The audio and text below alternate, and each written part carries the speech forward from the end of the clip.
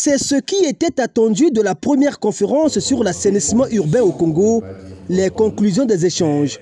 Des recommandations, il y en a eu 17 au total, adressées essentiellement au pouvoir public. Élaborer une politique nationale d'assainissement.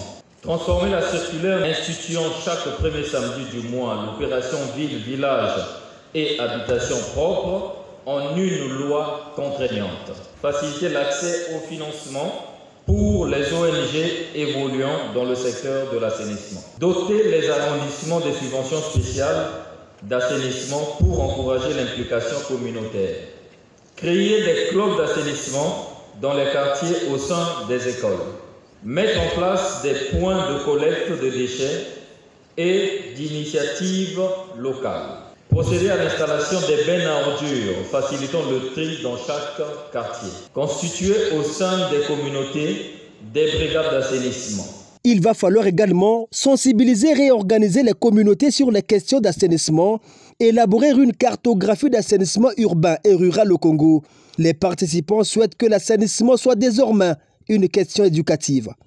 Instaurer la culture de l'hygiène et de l'assainissement dans les programmes scolaires. Remettre l'instruction civique dans les programmes scolaires. La force de cette conférence, c'était la participation de tous les acteurs, des différents panels qui se sont succédés sur les approches d'assainissement des villes du Congo et la problématique du financement de l'assainissement. Ce qui a permis de découvrir aussi quelques projets d'assainissement que le gouvernement va bientôt exécuter en partenariat avec ses partenaires. Et présentement, le gouvernement du Congo et la Banque mondiale sont en train de réfléchir à un nouveau projet qui va être comme une sorte de continuité du DURCAP, mais en tirant les leçons des réussites, mais également des échecs.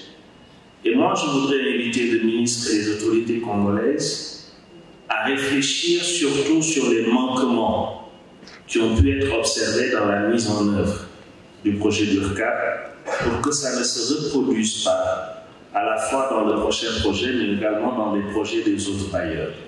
A juste Désiré Mundélé de féliciter l'engouement qu'il y a eu autour de cette question avant d'ouvrir une porte à la jeunesse congolaise de saisir cette opportunité dans un secteur qui offre des niches d'opportunités entrepreneuriales. Nous allons vous accompagner.